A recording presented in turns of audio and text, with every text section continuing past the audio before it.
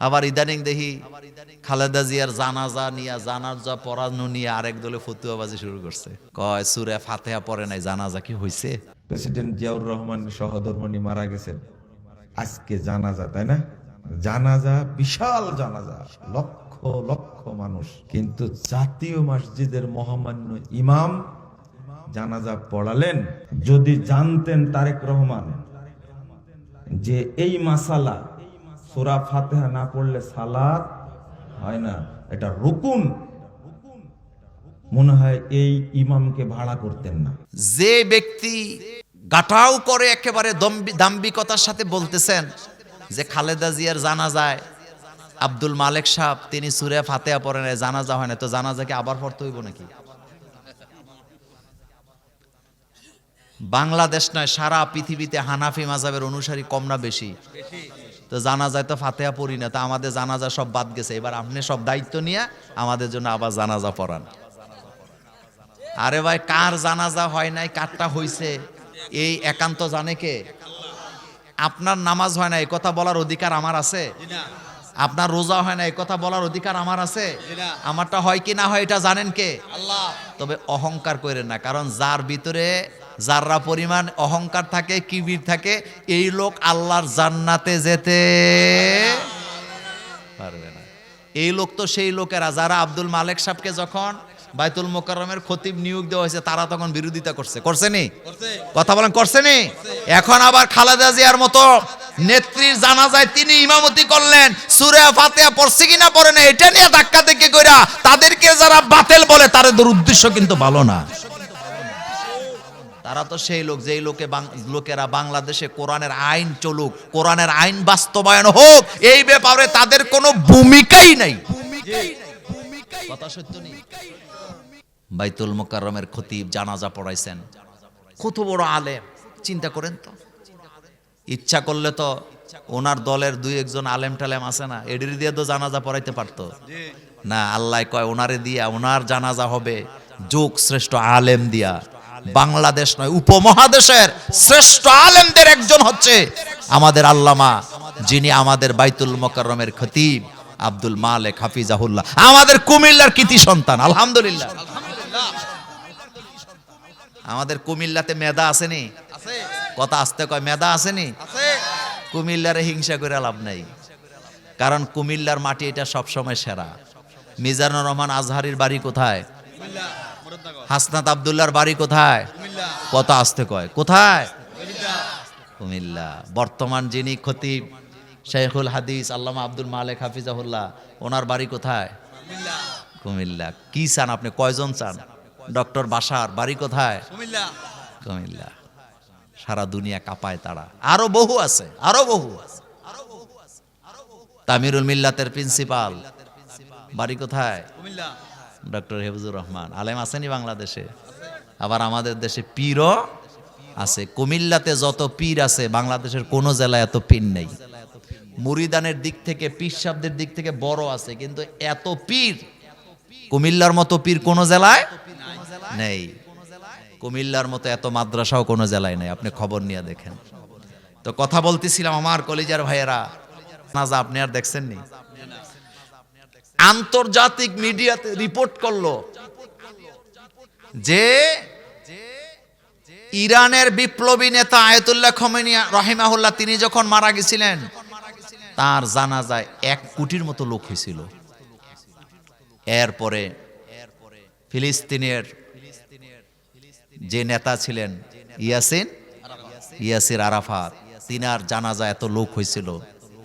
মাওলানা সৈয়দ আবুল আলা মওদুদি রহমতুল্লাহ আলাইহি তিনি মারার পরে জানাজায় রেকর্ড পরিমাণ লোক হয়েছিল। তারা বিশ্ব মিডিয়া রিপোর্ট করেছেন। এরপরেই আমরা দেখতে পেলাম বাংলাদেশের আপসহীন নেত্রী বেগম খালেদা জিয়ার জানাজায় এত লোক হয়েছে। তো কেন কাঁদছি আমরা, কেন দোয়া করছে আলেমরা, কেন কাঁদছে? কারণ একটাই, তিনি ইসলামের কোনো ক্ষতি করে নাই। আপনি বলে, আপনি শুনছেন কোনোদিন? তিনি কি ভারতকে খুশি করার জন্য বাংলাদেশের আলেমরে জঙ্গি বানাইছে? একটা প্রমাণ কেউ দিতে পারবেন? তো দোয়া তো তার জন্যই হবে। আপনি ভালো কাজ করবেন, আপনি মরে গেলে মানুষ দোয়া করবে। একটা লাশ নিয়ে যাওয়া হচ্ছে, রাসূল সাল্লাল্লাহু আলাইহি ওয়াসাল্লামের দুধ বোন মহিলা সাহাবা রাসূলের সামনে দাঁড়ানো, মহিলা সাহাবা বলতেছেন, রাসূল এই যে লাশটা যাচ্ছে, কত সৌভাগ্য, লোকটা জান্নাতি হয়ে গেছে। রাসূল কয়, তুমি কেমনে বুঝলা জান্নাতি? কয়, হুজুর আমি আন্দাজ করে বলছি। আল্লাহর নবী বললেন, আন্দাজে কথা বলা মুমিনের কোনো কাজ হতে পারে না, কারণ যত কথা মানুষ বলে আল্লাহ কিন্তু সেটা রেকর্ড করে রেখে দেয়। কেউ মারা গেছে, তার দোষ বলতে নিষেধ করেছেন মুহাম্মদ সাল্লাল্লাহু আলাইহি ওয়াসাল্লাম। কি কথা! রাসূল বলছে যে মরে গেছে সে তার আমল নিয়ে আল্লাহর কাছে চলে গেছে, তুমি তার খারাপটা বলবা না, বরং তার যদি কোনো ভালো গুণ থাকে সেটা তুমি মানুষের কাছে বলো, আল্লাহ তাকে ভালো বলবে। সুবহানাল্লাহ। আসে না মুখ দিয়ে। কিছু কিছু মানুষ আছে মারা গেলে আকাশও কান্দে, বাতাসও কান্দে, সারা দুনিয়া কান্দে, মানুষেরা তার জন্য পাগল হয়ে যায়। বিশ্বাস করেন, ব্যক্তির জন্য নয়, তার আমলের কারণে তার জন্য দোয়া আছে না না। এই যে খালেদা জিয়া মারা গেছে, দোয়া আপনার জীবনে, আপনার যদ্দূর বয়স হয়েছে, আপনি দল যেটা ইচ্ছা সেটা করেন, এটা আপনার বিষয়, কিন্তু আপনার জীবনে আপনি বাংলাদেশে আপনি যাদেরকে দেখছেন মারা যাওয়ার পরে এত দোয়া, এত মানুষের আবেগ আপনি আর কারোর মধ্যে দেখছেন না। এটা ওনার কর্মের কারণে। কিসের কারণ? কর্ম। খালেদা জিয়া তিনি কিন্তু শুধু বিএনপির না, সে সমগ্র বাংলাদেশের মানুষের একমাত্র নেত্রী, বাংলাদেশের একমাত্র 3 বারের প্রধানমন্ত্রী, যে জীবনে কোনোদিন কোনো আলেমের বিরুদ্ধে একটা শব্দও বলে নাই। কথা কয় না শহীদপুরের বাইরে, কথা সত্য নেই। মসজিদের ক্ষতি হয়, মাদ্রাসার ক্ষতি হয়, আলেম ওলামার ক্ষতি হয়, আলেম ওলামারা জেল খাটা লাগে, এই রকমের একটা শব্দ খালেদা জিয়া বলে নাই, যার কারণে তার জন্য বাংলাদেশের সকল আলেমরা কেঁদে কেঁদে দোয়া করেছে। এরকমের বেডি তো আরো আসেনি, হুজুররা দোয়া করছেনি। আপনি চিন্তা করেন তো, আপনি চিন্তা করেন তো, খালেদা জিয়া কি বলতেন আলেমদেরকে ডেকে ডেকে, জানেন? আপনারা ইসলামী আন্দোলন করেন, কোরআনের আইনের রাজনীতি করেন, আমরা কোরআনের আইনের রাজনীতি করি না, কিন্তু আপনারা করতে থাকেন। আপনারা করতে করতে করতে করতে এদেশের মানুষ যদি কোরআনের আইন চায়, আমাদের পক্ষ থেকে আপনাদেরকে সাপোর্ট দেওয়া হবে, আমরা কখনো আপনাদের পথে বাধা হয়ে দাঁড়াবো না।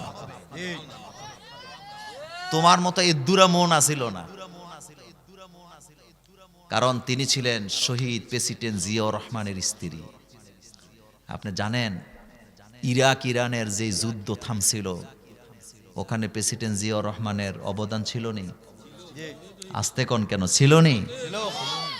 তিনি সৌদি আরবে, তার জীবনে প্রথম যখন তিনি সৌদি আরবে যায় প্রেসিডেন্ট হওয়ার পরে, আপনি জানেন তিনি সাথে করে কি নিয়ে গেছে?